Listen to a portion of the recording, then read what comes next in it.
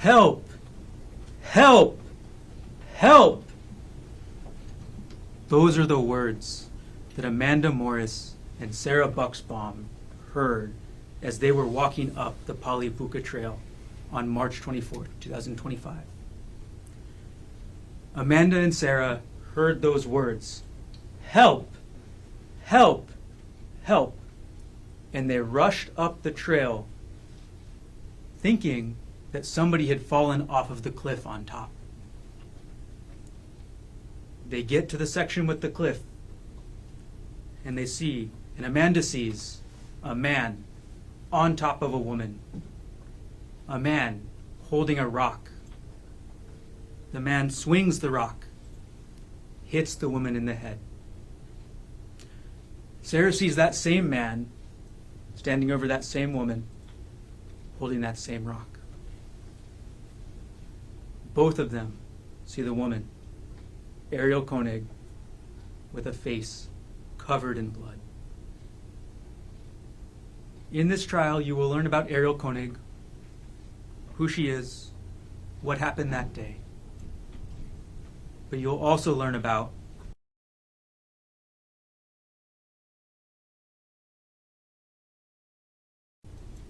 the man holding the rock, the man who hit her with that rock, Doctor Gerhardt Konig, anesthesiologist, Ariel's husband, and the defendant in this case. Now, Ariel and Dr. Konig, the defendant, normally don't live on Oahu. They're from Maui, where Ariel works remotely and Dr. Konig practices anesthesia. But that weekend, March 24th, 2025, just under a year ago, they came to Oahu for Ariel's birthday. Ariel's birthday, March 24th, the day this happened. It was actually Ariel's very first trip to Oahu. Her first time coming to this island. The defendant planned the trip. The defendant booked the tickets. The defendant booked the hotel room.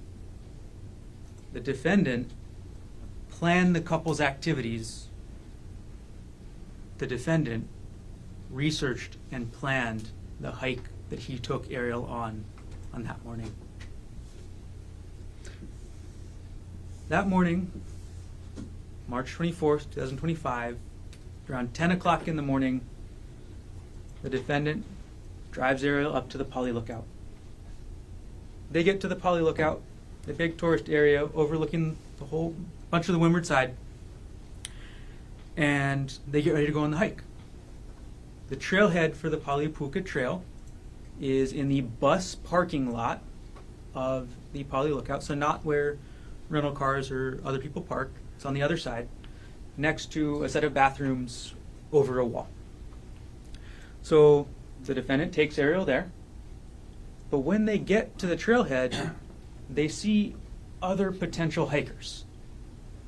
They see other people looking for how to start the trail. And Ariel wants to help them. She wants to help them find where the trail starts so that those people can hike up the trail. And she suggests that to the defendant. She says, why don't we show them where the trail is? And he tells her, no.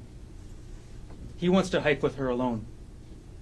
He doesn't want to help those people. He wants to hike with her alone. So, they don't go up the trail at that point. They go to the Pali Lookout. They go to the tourist area with the plaques. They go to the lookout, looking all over the windward side, and stay there for a few minutes, take photos, then go back to the trail. Now when they go back, there's nobody else. They're alone, and they start the hike together. They start the hike. It starts in a heavily forested area. You climb over a wall, you go past a sign, you start going up a hill. It's a steep hill, a lot of tree roots, but not a lot of brush cover on the very start. So they go up this hill, and they get to the top of the ridge. Once they get to the top of the ridge, the trail goes left. The trail follows the top of the ridge. On one side, the town side, there's a steep hill covered in forest, heavy brush on the ground.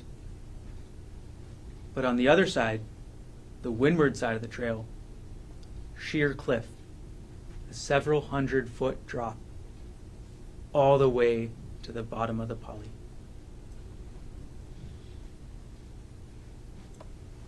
They start to hike up the trail. They start to hike up the ridge. And they go for a few minutes. Everything's normal.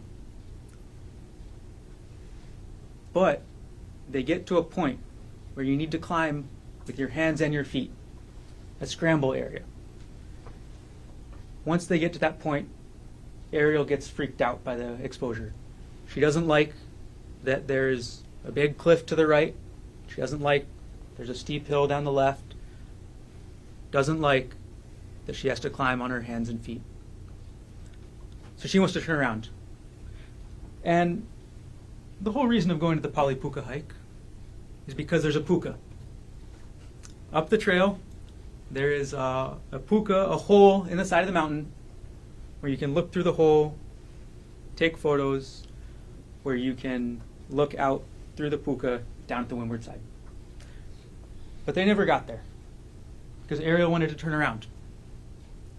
So Ariel stops hiking. She says she's not comfortable with this. She wants to turn around.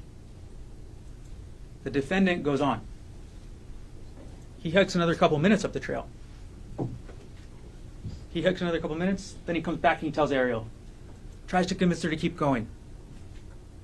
He tries to say, oh, this is the hardest part. Everything beyond this little bit, easy. But Ariel's still not feeling it. Ariel doesn't want to go on.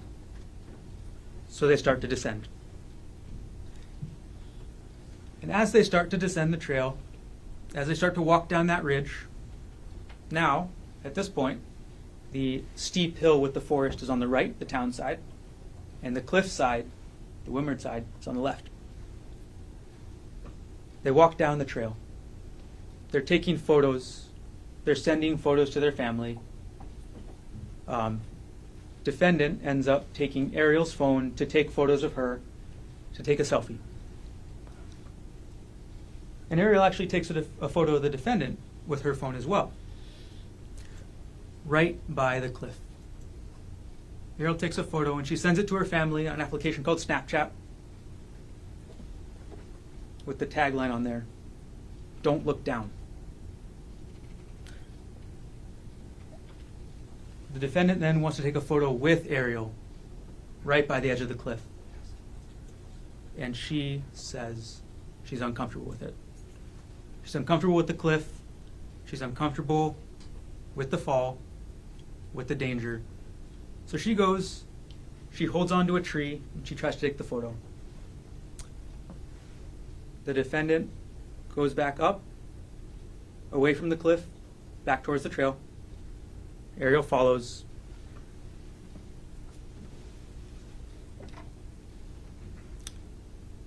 And then as Ariel's moving down the trail to safely get by the defendant at this narrow spot with the cliff behind her,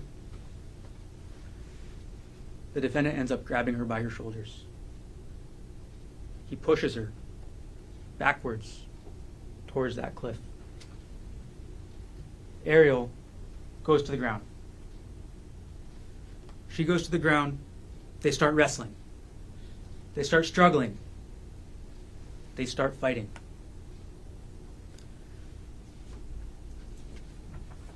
And in that fight, the defendant gains the advantage.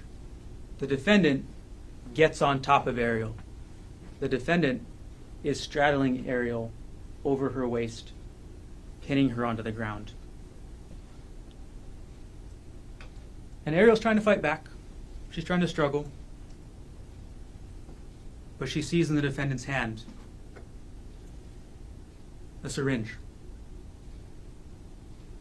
She sees in the defendant's hand a syringe, and she tries to hit it away. She hits it. The syringe falls out the defendant's hand. And then she sees a vial in the same hand. As the defendant reaches into the backpack he had, reaching in there, trying to grab something, Ariel still struggles. She still tries to take that vial out of his hand. And they keep fighting. And at this time, the defendant has Ariel's phone. The defendant is holding on to Ariel's purse. The defendant is holding on to Ariel's wallet. Ariel pleads with the defendant. She talks about their children. She asks the defendant not to do this. She begs him not to do this. And the defendant says, "I'm sick of this shit." He's sick of this shit.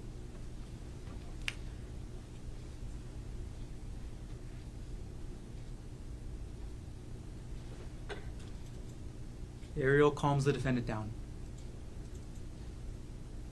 She thinks she calms the defendant down until the defendant picks up that rock. Until the defendant picks up that rock that Amanda Morris saw. Until the defendant picks up that rock that Sarah Buxbaum saw. And just when she thought the defendant had calmed down, he starts to take that rock and bash her in the head multiple times. "Help! Help! Help!" is what Ariel says while the defendant is hitting her. And those cries were answered. Those cries were answered when Amanda Morris and Sarah Buxbaum arrived on the scene. The defendant stood up. Amanda again saw him hit Ariel. The defendant stands up. Ariel is able to scoot away. Ariel is able to get to Amanda and Sarah, and they're able to get Ariel safely down the rest of the trail. Once Ariel got to that safety of Amanda and Sarah, the defendant was left alone at the scene. Alone with Ariel's phone. Alone with Ariel's wallet. Alone with Ariel's purse. Alone with the syringe. And alone with the vial. All those items, Ariel's phone, purse, wallet, the syringe, the vial, those were never recovered.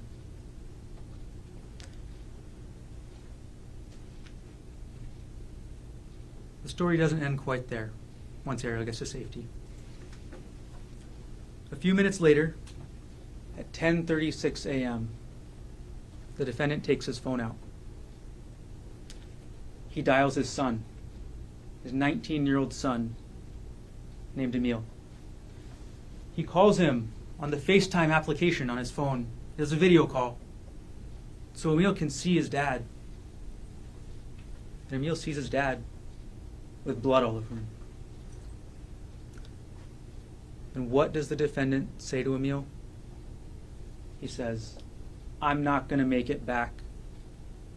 I tried to kill Ari, but she got away." That's what the defendant tells Emil. He doesn't just tell Emil that he tried to kill Ariel, though. He tells her why. The defendant tells Emil, "She's been cheating on me for the last 3 months, or the last several months." He gives his motive to Emil, and he explains his reasoning. He even tells Emil, "I'm at the end of my rope."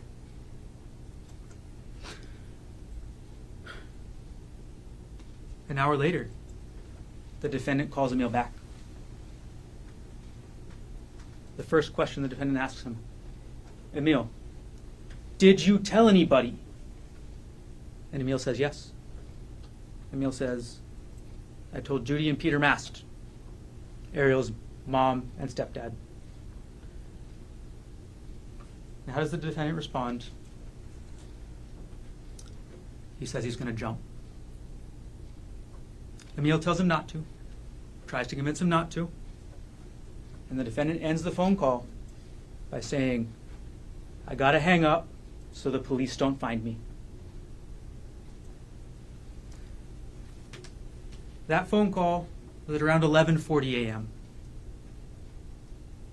That's the last anyone heard of the defendant for the next 6 to 7 hours.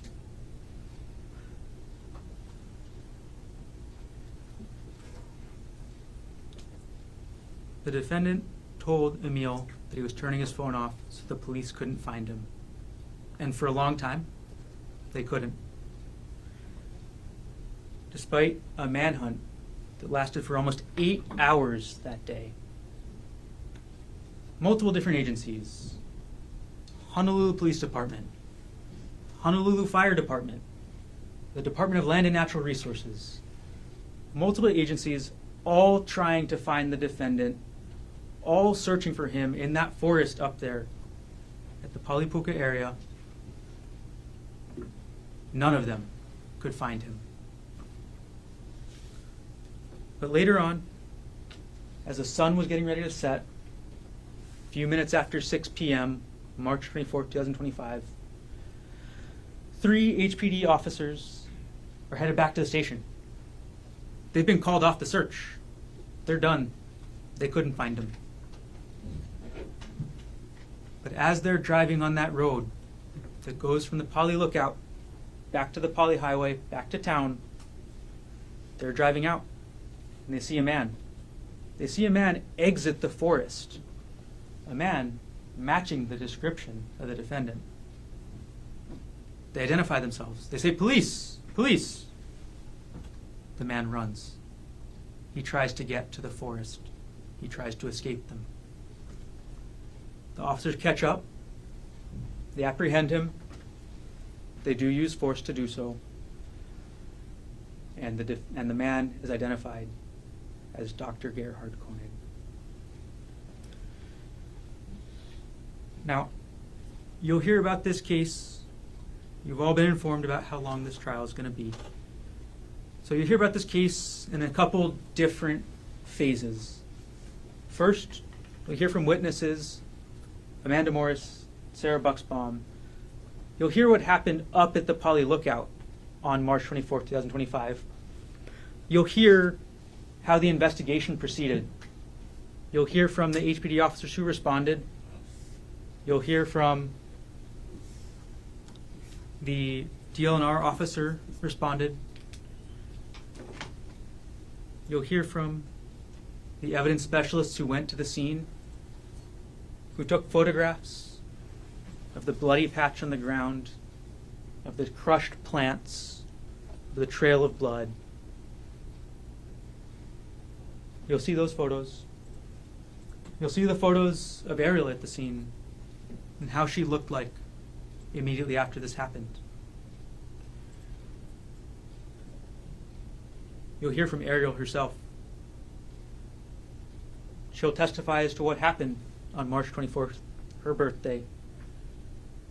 And she'll testify on March 24th of this year.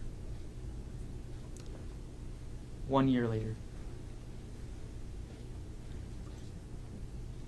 She'll describe what happened that day.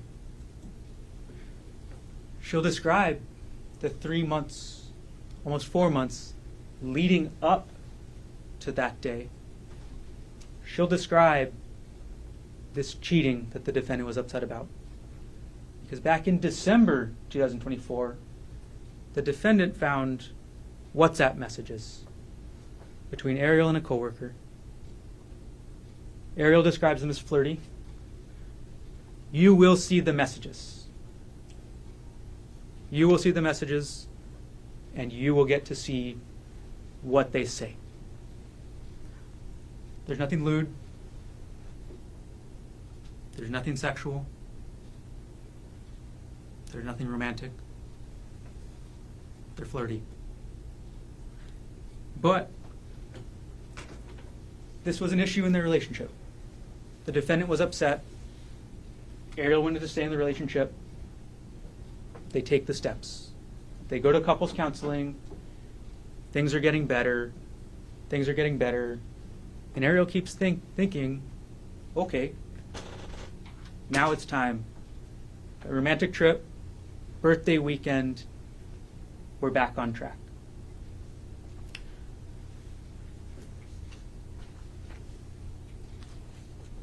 Lastly, Ariel will explain what happened after this incident. So after March 24th, what kind of injuries she had, what kind of effects they had on her. She'll explain, and you will hear testimony, that Ariel, after this happened, by several days, removed the money from a joint bank account that she shared with the defendant. You'll hear that Ariel removed that money, that she used it to pay the mortgage, that she used it to pay for the tuition for the children she shared with the defendant, that she used it to pay marital debt that they'd incurred, that she used it to pay the defendant's own credit card bills. So you'll see what Ariel did with that money. Okay. Beyond that, you'll hear scientific evidence in this case. There will be DNA testimony. All of the blood that was found on the trail was swabbed. All that blood was subjected to DNA testing. And all of that blood, through the DNA testing, shows an incredibly high likelihood ratio that supports it is Ariel's blood and only her blood. But not only the blood from the trail. Several different swabs from the defendant's clothes recovered from his person all will show Ariel's blood, and none will show his.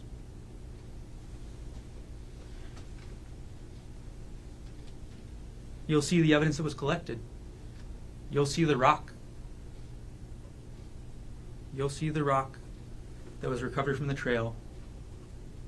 The bottom half jagged, covered in Ariel's blood. You'll also hear in this case what's called digital forensics.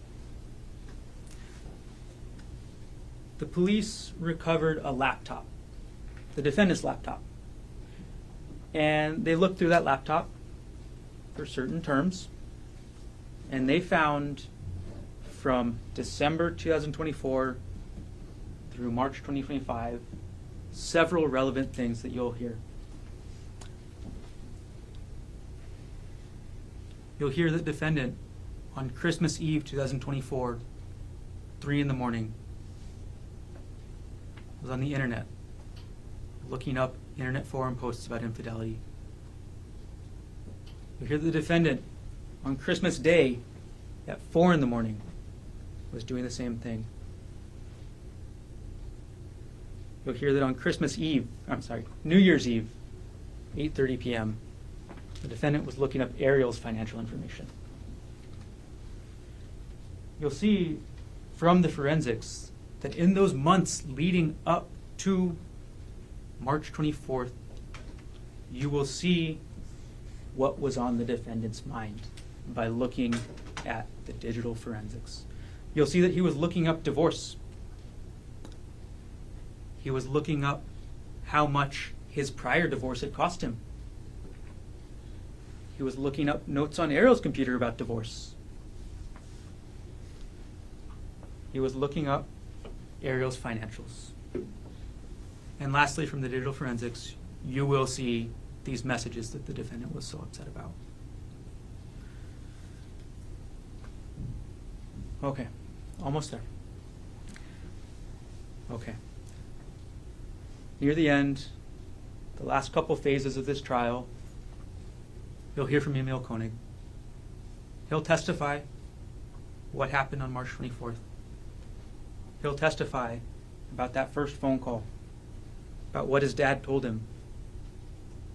about why his dad did it. He'll testify about that second phone call, about what his dad told him he was going to do. We hear that the defendant confessed, and that he planned to hide from the police. And lastly, at the end, you'll hear from the officers who successfully apprehended the defendant. On their way back to the station,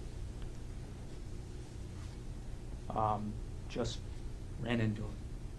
So you hear from them what they saw, what the defendant did, and how they managed to catch him. And at the end of this case, at the end of all this evidence, the state will come back, the evidence will show, and the state will prove beyond a reasonable doubt that Dr. Gerhardt Konig consciously, intentionally made a choice on March 24th, 2025 to try to take a life. And when the state does that, we will ask you to find the defendant guilty as charged. Thank you.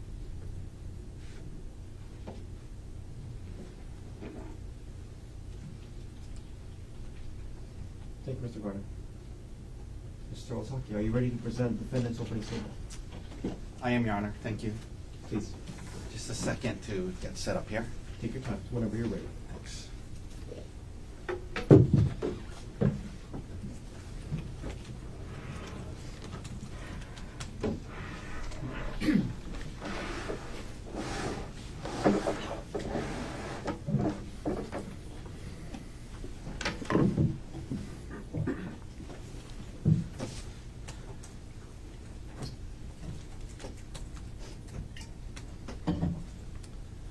Okay, ready?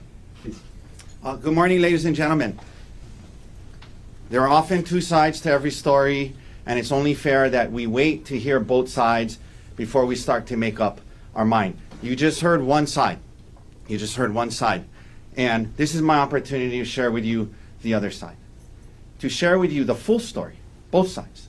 To share with you the complex human interactions between Gerhardt and his wife, and the complex human chain of events between December and March that resulted in him sitting here falsely accused of attempted murder. And the evidence will show he is falsely accused of attempted murder. And let me get one thing straight from the start. He never, ever confessed to his son on that phone call. The evidence will show that's not true. This is a long, complex human story. And I'm going to walk you through all the details of it this morning. However, the evidence will show that this story, this human story, can be summarized best in 3 words, just in summary, 3 words. Unfaithful, unwilling, and untrue. Unfaithful, unwilling, and untrue. Unfaithful. Ariel Konig was unfaithful to her husband. In the latter part of 2024, she engaged in an inappropriate relationship with a man she worked with, a married man named Jeffrey Miller, an affair. When Gerhardt discovered it in early December 2024, he was heartbroken. He was devastated. And he didn't know if they could come back from that. He didn't know if he could trust her again. He didn't know if he wanted to. But they both had a lot invested in this marriage. They both had moved to Maui. They had 2 very young boys together. And they thought they should try. Both of them wanted to try. But in order to try, there was going to be things that Gerhardt needed on a human level. On a human level, there's just going to be things he needed to heal from her inappropriate relationship with Mr. Miller. He was going to need her to quit her job and never speak to, communicate, or be together with Mr. Miller again. Understandable. She loved her job. She liked her job very much. It was a very rare, unique job. I want to talk a little bit more about that. But he needed her to quit and not be around Mr. Miller. He needed her to accept responsibility, not minimize, not be defensive, show remorse for this relationship that she had. And you will see the messages, some of them, because she deleted most of them. But the ones you'll see. And you'll see where she, in text messages to him, admits that she had an affair. You'll see it. So he needed her to accept it, and he needed her show remorse. And he needed her to give up some of her secrecy. She had been hiding things, deleting things, so he needed that. If he was going to trust her again, he needed her to be more open and not hide these things. And he needed some intimacy from her, emotional intimacy, but also physical, to feel better, to feel like she still cared about him. Unwilling, second word. The evidence will show that after being confronted by him, she initially admits to it, accepts responsibility, and says she wants to do these things, says, yeah, you're right, I want to make this work, I'm going to quit my job, no more contact with Miller, do all these things. Very quickly, that changed. She very quickly became unwilling to do those things that it was going to take to live this way, to make it work. Primarily, she did not want to quit her job, and not seeing Mr. Miller in person was affecting her job.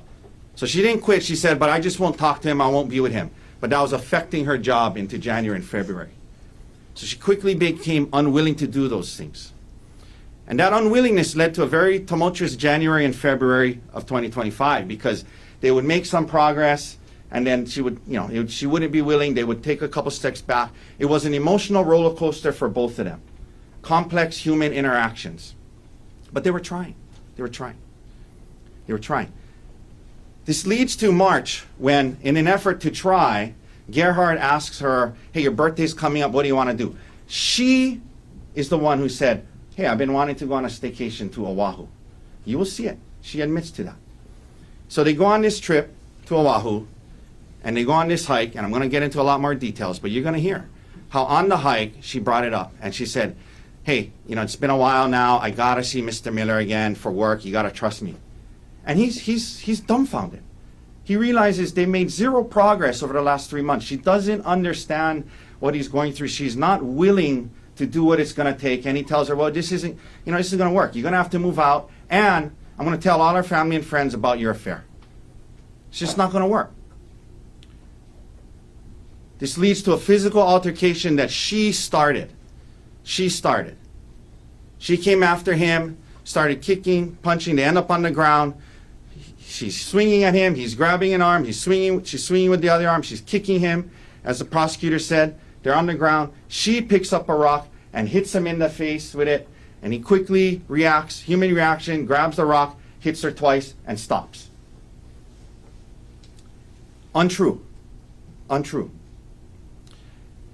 After that, knowing that the marriage is over, knowing that this is heading for a divorce and custody battle, the evidence will show Ariel Konig says many untrue things about what happened. And she did so, you will see, to get the upper hand in the coming divorce and custody case. And you will see how she is using the allegations in this case, in the divorce, to get everything. His retirement, the house, full custody, everything. Unfaithful to her husband, unwilling to do what it was going to take, untrue things after all of this happens on the cliff. Says untrue things. I'm going to get into this in a lot more detail over the next half an hour. But there's a few things I want to address up front. The evidence will show there was absolutely no premeditated plan to take her up to this busy parking lot, the Pali Lookout parking lot, in broad daylight in the middle of the morning at 10-something in the morning, and try to kill her in broad daylight. There was no premeditated plan. This was a unplanned, unanticipated scuffle that happened between a couple. There was no plan. Number two, the evidence will show there was absolutely no syringes on the mountain that day. He didn't have any syringes, wasn't trying to stab her. The evidence will show he never tried to throw her off the cliff. She attacked him, pushed him, and they ended up in a scuffle on the ground. He never tried to throw off the cliff. Number four, the evidence will show he did hit her with the rock. He did hit her with the rock. And she does have, I'll tell you, she's got a bad cut on her head. She's got a severe laceration on her head from it. And it bleeds a lot. But the evidence will show, medically speaking, it looked worse than it was. You'll hear from Queen's doctors who treated her that day and said that there was no substantial risk of death from the cut, and it didn't even rise to the level of serious bodily injury. She had no skull fractures, brain bleeds. They stitched her up. They let her go the next morning. That's what the medical evidence will show. The evidence will show he never confessed to his son. I'm going to talk more about that later. That's what the evidence will show. Now, before I get into the details more, I want to share a little bit with you about Dr. Konig, Gerhardt. He's 47 years old. He was 46 when this happened. He was actually born and raised initially in South Africa. His parents, Peter, his dad, and his mom, Anwil, flew in today. They were raising the kids. He has 3 siblings, 2 brothers and a sister. LaRue, Ruan, and Lisa, his siblings. At some point when Gerhardt was about 9th grade, they moved to San Diego. Just things going on in South Africa at the time. They wanted to come in a better situation. Gerhardt graduated from high school, went to college, UC San Diego, majored in bioengineering. Worked a little bit, went to med school. He got married young, his first marriage when he was 20 years old. He married a lady named Jessica Ray Patella. And they had 2 kids when he was relatively young, still in medical school. Ophelia, his older daughter, and then Emil. You're going to hear a lot about Emil. And he finished med school. He did his residency in anesthesiology and became board certified, was actually teaching as a professor. And sometime in his residency, his first marriage, they separated, they got a divorce. So he knows what it's like to get a divorce. You know, it's not ideal. He didn't want to do it again. But it wasn't a situation where, like, if, you know, he had to, I'm going to kill her if I can't be with her. No, he's been through it. So they separate, and from his first wife. When it's time for him to start dating again, he goes online and uses dating for a couple of free dating apps. It didn't really work out, so he paid for a subscription to eharmony.com. And at some point, Ariel Konig reaches out to him, and they go on a date at a bar, and things progress from there. They get married in 2018. They have their first son. Olin is born in 2020. And they're living in Pittsburgh at the time. He's working, she's working. And they wanted to find a safer place to live. There was a lot of gun violence in the area. It was important to them to find a safer, maybe warmer place as well. They fell in love with Maui. For those reasons. They fell in love with Maui. It was going to be a hit to their careers, though, because especially her, what she does, nuclear engineering, and she works on these big nuclear energy projects. There wasn't really jobs like that in Maui, but she wanted to do that and come here.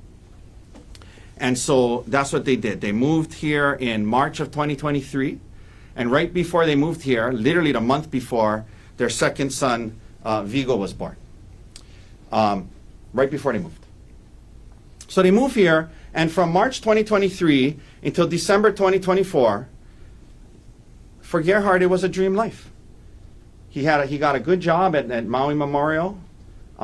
He loved his wife. He loved his kids, living in paradise on Maui. It was a great life. He loved his marriage. In 2024, we find out Ariel didn't necessarily feel the same way. In August of 2024, she has to travel a lot for work because she works virtually.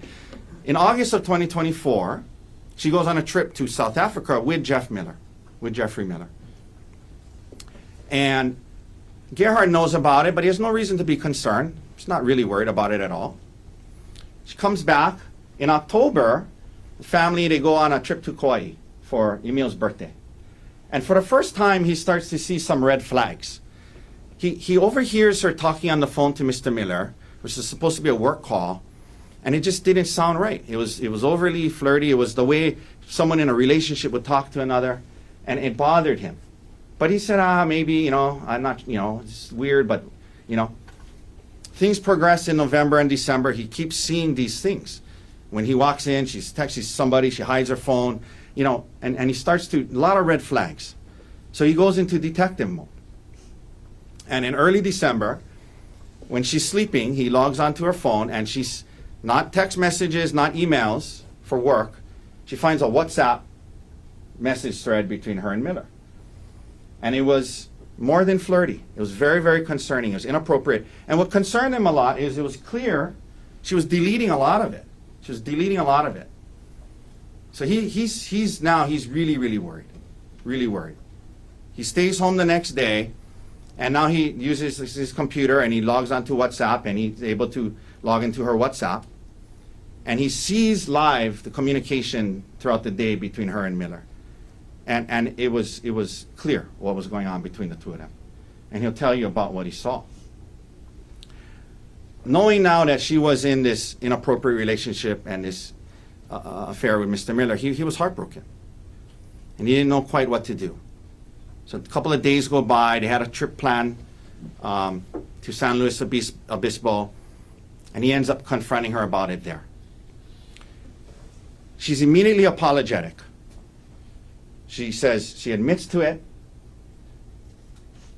and they have, you know, it's hard. It's a lot of tears, a lot of crying, a lot of working through it that weekend. They don't know what to do, and he was telling her, I don't know maybe you should move out. Maybe you should move out. And by the end, they agree. Okay, you're not going to move out, but you know these are the things that he needed, right? And we talked about that, and he shared, you know, with her. She needed to quit her job. She needed to not see him anymore, and all the things that I talked to you about earlier. They get back to Maui, and she actually starts looking for a new job. You will hear that there's no other job like hers, and she quickly realizes she wasn't willing to give that up. She wanted her career mattered to her more than doing what Gerhardt needed to stop working with this man. Now,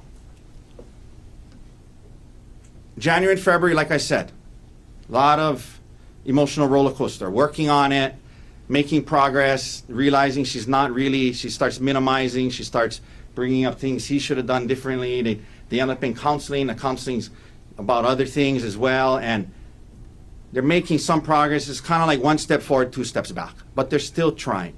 And this comes to the March trip that I talked to you about. Now, he does suggest, let's do something for your birthday. She says, why don't we go on a trip to Oahu? This was not some big plan of his to get her to Oahu, the more crowded place, and try to kill her in broad daylight. Okay, that's the evidence will not support that. They came here for her birthday. The first night, I think they get here on a Sunday. They have a good day. They go to the spa together. You'll see some photos from the trip. They're enjoying themselves. They go to dinner that night. Next day is her birthday. They wake up. They go downstairs. They get coffee. The plan was they were going to go on this hike. She knew about the hike. They researched it together before coming here. She packed her hiking stuff. It was something that she was excited about. And then after that, they were going to spend some time at the pool. And you will see the reservation from Fett Restaurant that he made for dinner that night. You will see it. He had dinner reservations for Fett that very night when apparently he had a plan to throw off a mountain that day. There was reservations at the restaurant. So that was what the day was supposed to be. You'll hear they start heading up to the mountain. And that morning, you'll hear about some life insurance issues. You'll hear that after this affair and all of that, as a way to kind of commit, he wanted to increase his life insurance for her. He wanted to increase his for her. So you'll hear he took the steps to increase his life insurance to $1.5 million. And it came in two stages. The million got approved about a week or so before, and that morning, the second half of that got approved.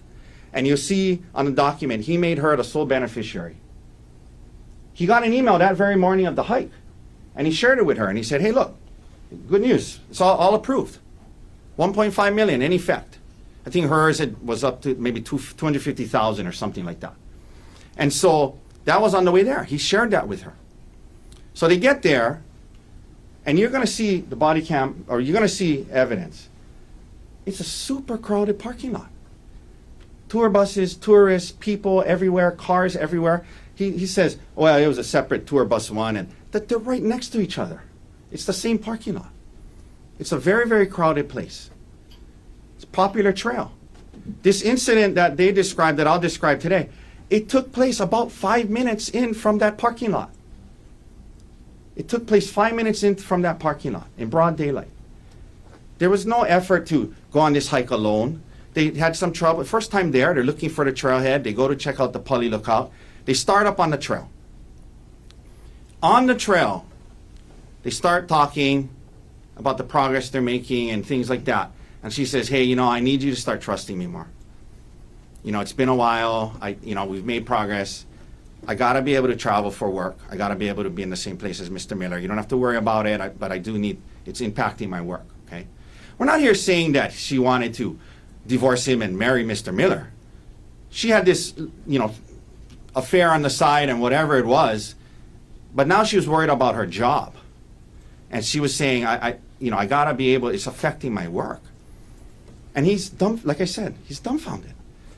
It showed that she had zero understanding of what he was going through in the last 3 months, how hard it was for him. And that leads him to tell her, this is crazy. This isn't going to work. This isn't going to work. And you're going to have to move out, and people are going to ask why, and I'm going to tell them why.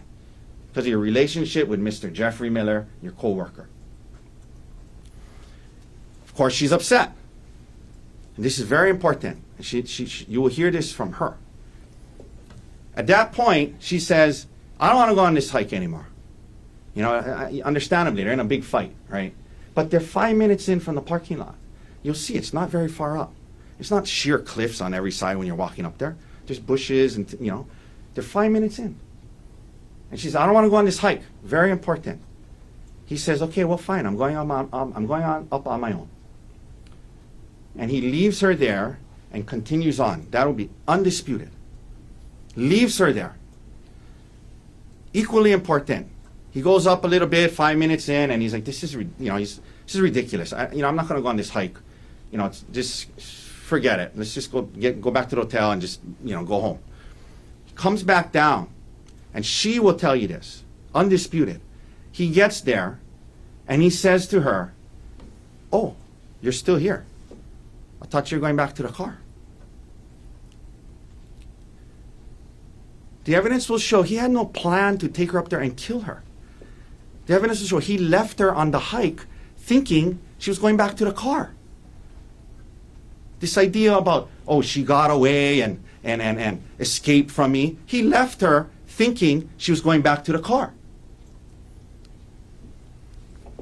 This is not some fight over not wanting to take a photo in the right place.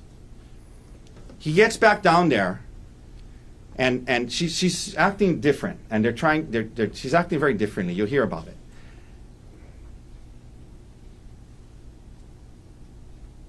And what happens next is he turns around, and he's just, they're talking, and she's saying, look, let's just forget about it. We'll, whatever. He's looking out over towards the cliff area, and he feels a shove from behind. And he turns around, and he says to her, what the hell was that?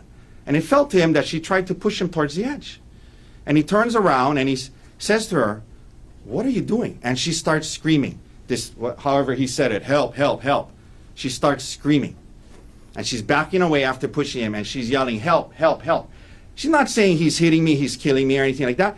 You'll hear from the witnesses. They thought somebody fell off the cliff. And he's turning around, he's saying, what are you doing? Why did you push me? And he's walking towards her, and she's yelling, help, help. And he puts his hands on her to calm her down, and she starts swinging. She starts kicking, he's grabbing her, ends up on the ground. This scuffle was unplanned, unexpected, and escalated quickly. They're on the ground. I described what happened.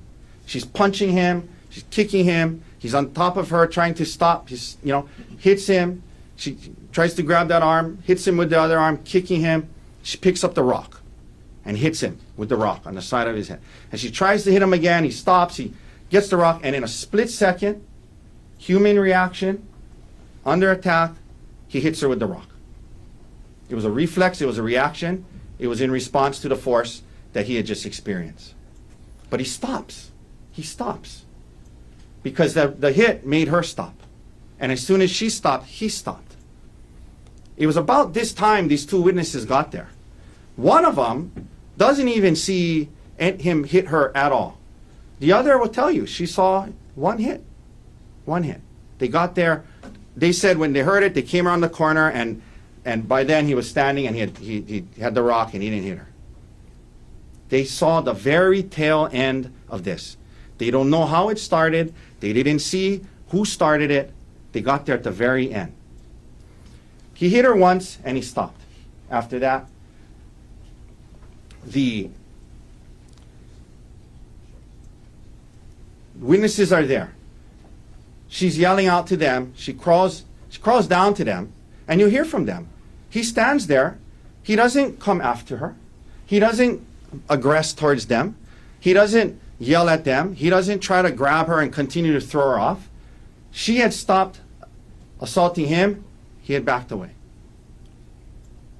And he saw that she was okay. He saw that she was talking and yelling to the witnesses. He saw that. And they make their way down the trail. Now,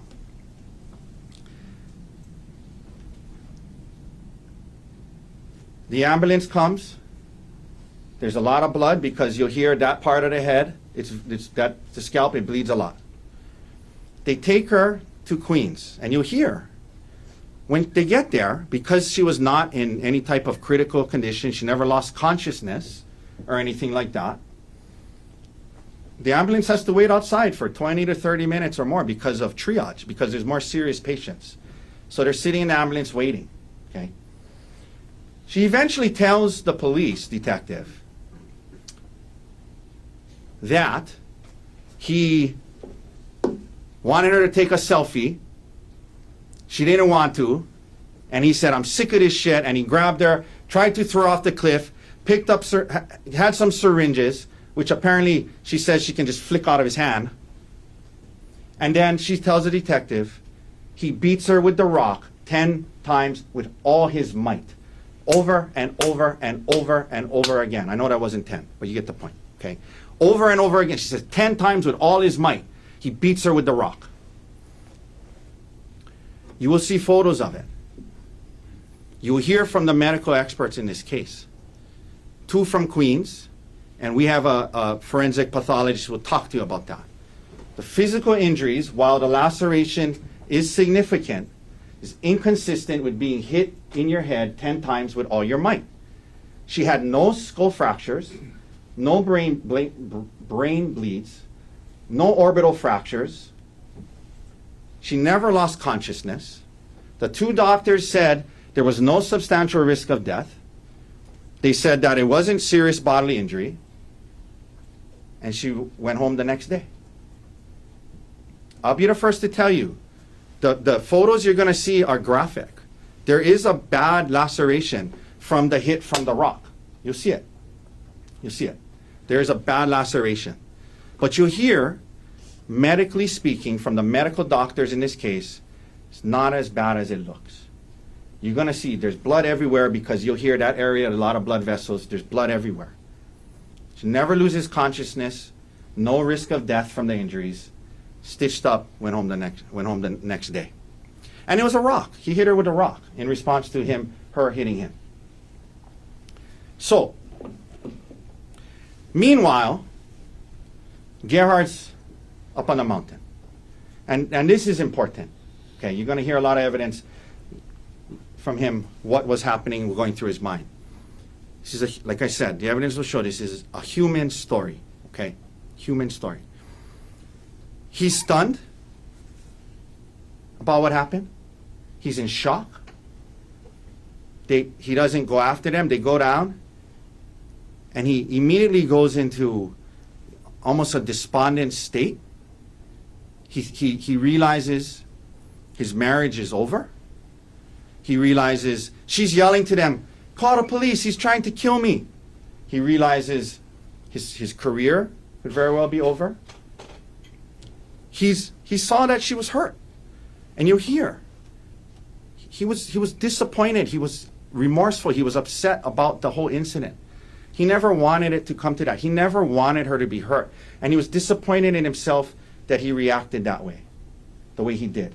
He was remorseful that he reacted in that split second. And he went into a deep state of depression, sadness, disappointment, to a place where he became suicidal. And And they're going to say the evidence shows his consciousness of guilt that he stayed on the mountain. The evidence will show it shows that he was human, dealing with this, what just happened, realizing he could lose everything, and his marriage is over. So he stayed up on the mountain, and he was suicidal. He was going back and forth between jumping off the cliff and not thinking about his kids. And the one person he wanted to talk to was his 19-year-old son, Emil. His son, not Miss Konig's. And he calls Emil, and you'll hear. It was an incredibly emotional phone call. He was calling him to say goodbye. He was calling him to tell him he was sorry. He was calling him to tell him that he wished he was a better man. And he'll tell you, he feels terrible about putting his son in that position. He'll tell you he never should have done that, but that was the emotional state he was in at the time. He never in that conversation confessed about my goal was to kill your mom, but she got away. He never said that. He talked about what happened. He talked about how he hurt her. He never said those things. Not that way. Not that way. Emil tries to talk to him. Dad, don't kill yourself. A horrible situation for a boy that age to be in. But it made him think. He stayed up there longer. Finally, before the sun set, he decides, okay, I got to come down. It's time to just come down and deal with this. He had worked through some of those emotions. He said, I'm going to come down and just deal with this. So he comes down while the sun is still out onto the main road where the cops are. Not trying to escape by coming down to the main road where all the cops are. Not waiting till it's dark. Comes down. He's been up there processing everything that just happened, going through his emotional phases related to it, and now he comes down. And the cops grab him, and they think he's fleeing, so they grab him, and he's he's a little they apprehend him. They apprehend him.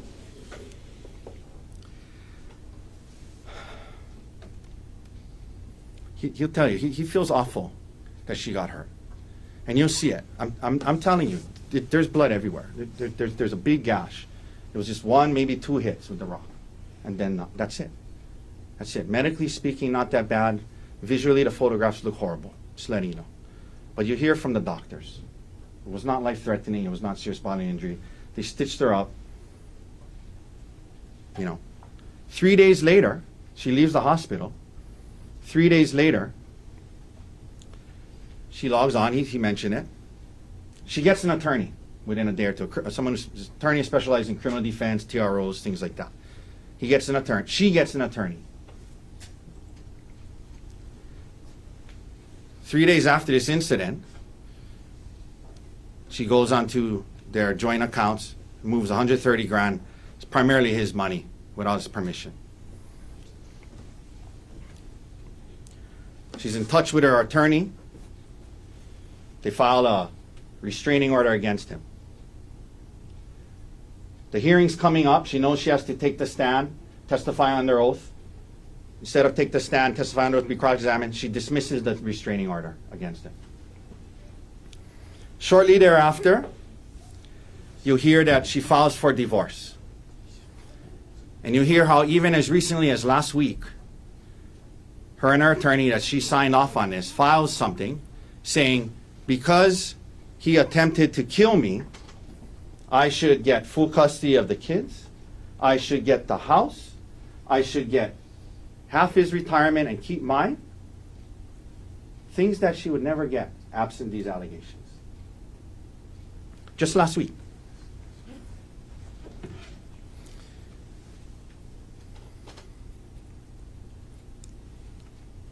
Digital forensics. They got good guys that work there. They went through his entire computer, every last search. They were looking for searches like kill, wife, dangerous, hike. They didn't find any of that. They didn't find anything of that. He was looking into infidelity and things like that. He was trying to process it. You'll see how she was as well, listening to audio books about affairs and things like that.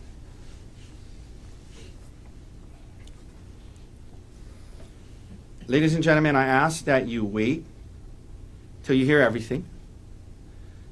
Even the law on self-defense. Even the law on self-defense that you'll learn at the end. I ask you to keep an open mind. He never wanted her to get hurt. He feels terrible about that. He's disappointed in himself. He had a human reaction, a human reflex to her hitting him with the rock. And then he stopped. And then because of the person that he is, he was so disappointed that he went into this state of depression, suicidal thoughts. And that's why he was on the mountain.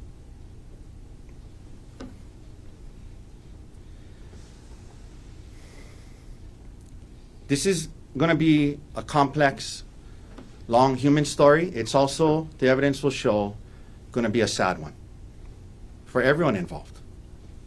For Ms. Konig, their kids, and for Gerhardt. But it's not a simple story. The evidence will show it's not so simple of she had an affair, therefore he had a motive to kill her. The evidence will show human life, human emotions, human interactions are often much more complex than that. So I ask that you keep an open mind, listen to this entire human story, use your logic, reason, and common sense. She said he was trying to load the syringe in the middle of the fight. The evidence will show if he had a plan to use syringes, you think he might have it loaded ahead of time. They mentioned the things that were missing, the syringes. The evidence will show the rock is found right there, right there. The evidence will show if somebody's going to hide evidence, they'd hide all of it. There was no syringes on the mountain, no attempt to throw him off a cliff. The witnesses got there at the very end. They did not see who started it or how it started.